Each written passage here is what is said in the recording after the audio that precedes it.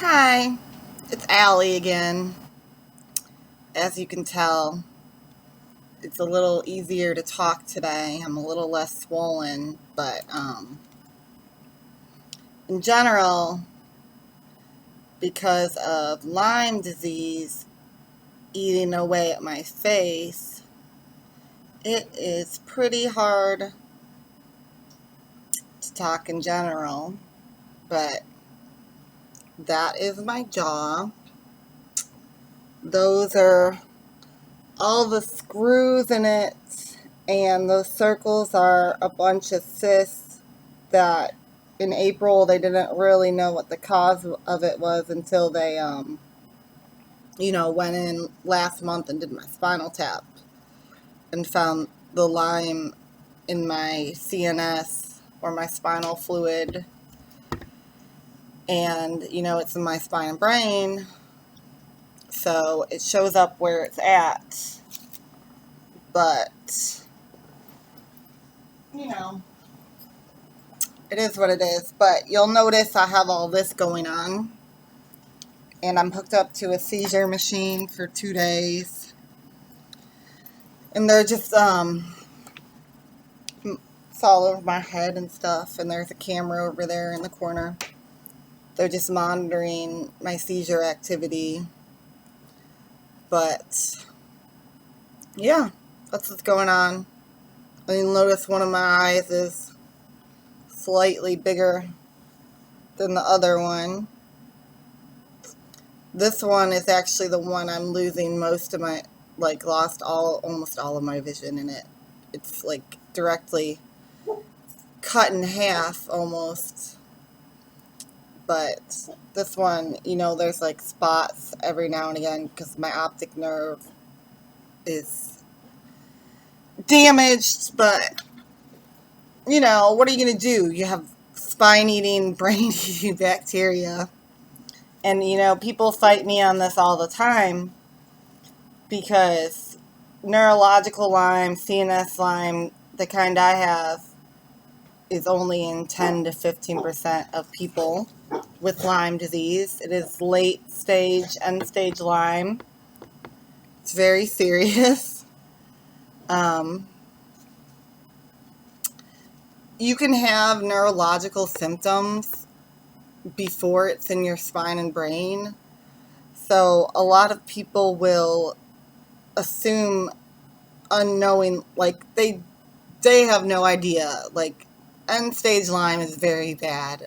I noticed a definite difference 5 years ago when it switched over from, it was probably stage 2 for a number of years, to when it switched over to stage 3. Like, there was definitely a huge difference in my life. For one, I was bodybuilding then. I was competing, and I noticed it in my legs at first. It was just hard for me to move and walk, and in my shoulders too, because you can't really, when you have injuries like that and you work out so much, injuries, I'll say, you don't really relate it being a neurological issue. Or, I mean, I didn't, at least, because I'd always had, joint pain most of my life. So, obviously, my mind didn't jump to, there's an infection in your brain and spine right away, But, a lot of my problems for years were blamed on my thyroid. This is another thing I tell a lot of people. Your thyroid, when it's not balanced, it actually, because it controls most of the functions in your body, it actually causes neurological problems. Like, it can actually cause a lot of things that are very similar to neurological Lyme. Like, you can have psychosis, you can have slurred speech, ataxia, myoclonus, which is like jerky movements, which is basically what I had. That neurological Lyme causes too, because it can manifest as Parkinson's disease. So that's why they thought I had Parkinson's for a while. Poor appetite, confusion, seizures, fatigue, jitteriness, nervousness. Those are all things that, having an unbalanced thyroid can cause, because a lot of people, when they're still stage 2 Lyme, one of the first organs, and this is true for me, and this is true for a lot of Lyme patients, they'll have thyroid issues. Like mine developed as hypothyroidism. See, it's hard for me to remember words and speak. Hypothyroid, neurological, hypothyroidism and Hashimoto's disease. Um, Dog. So you just never really know it's in your spine and brain until you get a spinal tap.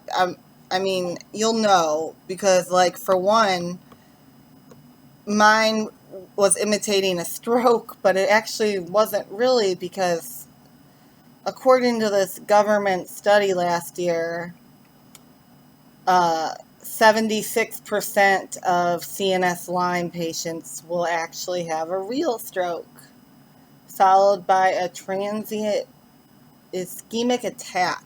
That's an 11% of people, and then the other 76% have a stroke.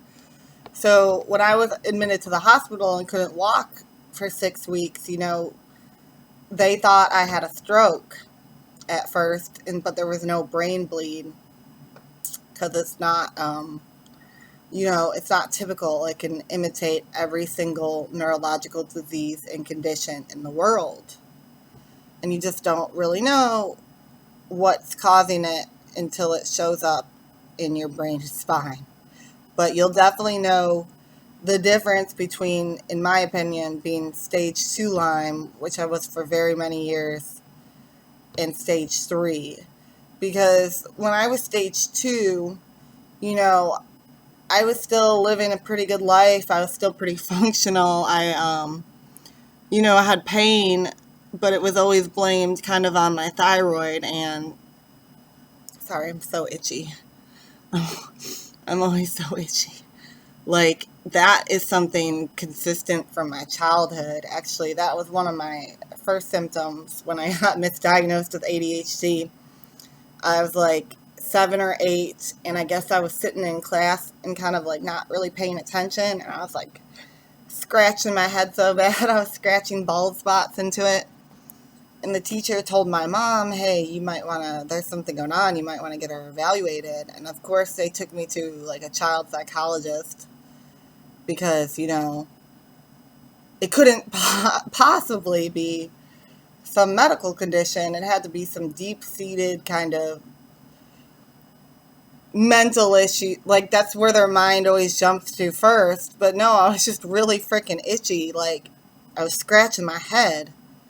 And then, like, as long as I can remember, I've always needed to keep a bottle of, like, really strong, really thick, rich lotion next to the bed to put on all over, because I'm just so freaking itchy.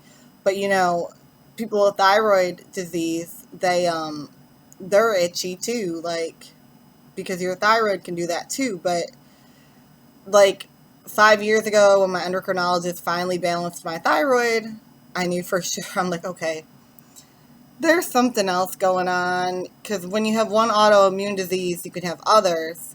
Lyme is categorized as an autoimmune disease kind of now, because, you can't, once it gets into your spine and brain like I have, you can never get rid of it. You can only lower the level of bacteria, because it starts to form biofilm. And the biofilm makes it antibiotic resistant. So this is actually a study I printed out, because I've had just like the worst, longest day ever. And it's so stressful to put someone through this that is so sick. But basically, I found one doctor in the whole state, and she's not in the state of Texas, and she's got good recommendations. Some people like her, some don't. She's definitely not as good as the doctor I'm going to in December that will hopefully be able to save my life, because he treated George Bush when he was in office, and he has a really good remission rate. And she doesn't really put people into remission, but I figured it would be good to have a doctor in state that does take Blue Cross Blue Shield Texas HMO, and even though she's in Houston, which is 4.5, 5 hours from where I live, she will be able to see me at a moment, like, a moment's notice, and be pretty illiterate on Lyme disease, which, no doctors really are, besides stage 1, which is easy to treat with antibiotics. But anyway, so I called my doctor trying to get a referral because every other infectious disease doctor in Dallas has turned me down and will not take my case. And they don't really comprehend that I've gotten turned down so many times. They can't figure it out. And I've explained to them because I'm untreatable because of this biofilm. They don't really know what to do with me. So she keeps trying to get me into UT Southwestern, but they've already turned me down. And they're just going to try to treat off of CDC standards, which are ineffective, which is treatment for a few months with doxycycline, which I was already on 3 years ago for a whole year. And I've been actually on these rounds of doxycycline several times in my life. When I was younger, too, when I was a teenager. Because, it caused this really bad acne that keeps coming back. Because, obviously, there's like an active infection in my body, and it's just coming out of my pores all the time. And it's drug resistant. So, obviously, if I wasn't drug resistant, it would have killed it a long time ago. And this is all in my medical records. But it's just, doctors usually can't comprehend a lot of things they don't really understand until you bring these studies into them. So I'm going to do that because they don't really comprehend how serious this is. But literally, here's paperwork saying, hey, 76% of these people have freaking strokes, randomly. And then my other organs are already having issues, and I'm going back under on Monday to check which one it is, because one of my biliary ducts is dilated, which means it's blocked. And it can be, there's bruising all around the side of my rib cage and on both sides now, kind of in my kidney area. And so we don't really, something is going on, but we don't really know yet. But I'm just really, really sick, and I don't have a quality of life anymore, I guess you'd say. And the crazy thing about Lyme disease is it doesn't affect lazy people. It affects the kind of people that go out and are very active. So that was my main issue and concern. I stopped being able to live my life. That's kind of how I knew something was going on. And that's how I knew something was going on with my brain and my spine, because it was very noticeable when it went up in there. The stiff necks were kind of a sign, but the chiropractor for a few years just kept,